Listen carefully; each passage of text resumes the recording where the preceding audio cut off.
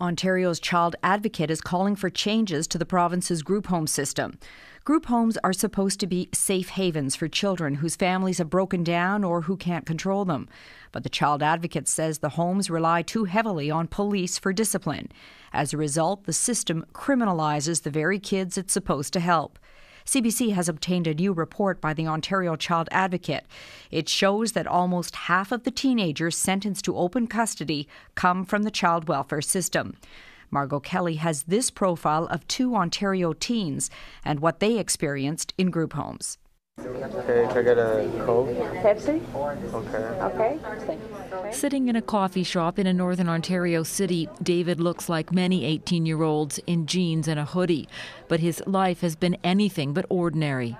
David isn't his real name. Young offender laws prevent us from using it. My mother sort of put me into children's aid when I was 8 or 9 years old. The only reason why I went into there because my mother was too busy hustling, selling drugs and whatnot. After moving through 2 foster homes, he was sent to a group home. Well, I went in there with a clean record. I was just an innocent kid.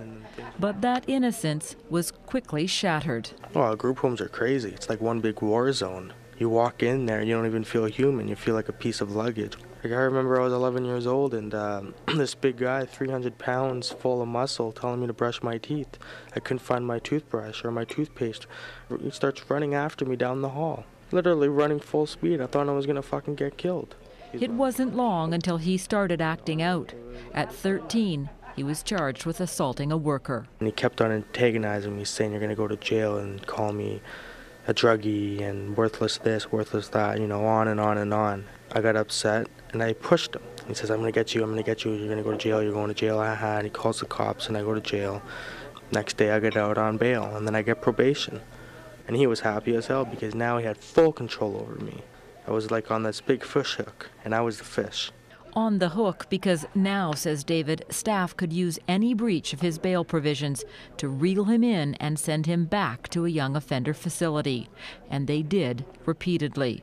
He says some of the charges were justified, but most, he believes, were not, like refusing to read a book. The staff grabbed the book and threw it against the wall and says, if you don't read this book, you dumb fuck, you're going to jail. You don't know how to react. You act scared shitless and then you cry.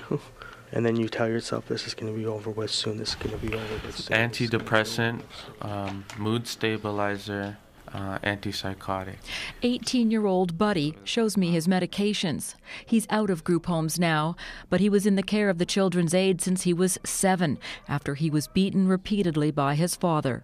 He admits he was a troubled kid, but, he complains, staff didn't know how to handle him, so he too ended up with a long list of charges. Buddy says for him, as for many kids, the situation became unbearable. Some kids will just run away, some kids will cut themselves, some kids will bash their head to a door, like this one kid I knew. Some kids will just smear all their blood on the walls, some will attack staffs. Anything they can think of, they'll do, because it drives them crazy what these staff are doing. This seems to be a perpetual problem, and it's not solving what the underlying issues are, which may be perhaps this young person has fetal alcohol syndrome, perhaps they've got some mental health issues. Toronto criminal lawyer Laurie Galway believes the state is criminalizing kids unnecessarily. I get sometimes very frustrated in dealing with charges that are stigmatizing these young people, not letting them get on with their lives, and an incredible waste of time, money, and not teaching them anything on how to become a productive member of our society. David has been out of group homes for 2 years now, living in an apartment, trying to be a productive member of society. He's had no trouble with the law since. All the youth workers are like, you're doing so good, you're not scared you're going to slip up, you're not scared you're going to go back to jail. I looked at them, I'm like, no, I'm not a criminal. It's just because I was living in those group homes and I had to deal with those staffs who shouldn't be working there. They should be working in a prison. I was an angry kid who was tired of being abused from authorities. The Ontario government is now demanding more accountability from those authorities. The province spends almost $250 million a year on group homes, most of them privately run. The children say at that cost, They should be much more than a gateway to jail. Margo Kelly, CBC News, Toronto.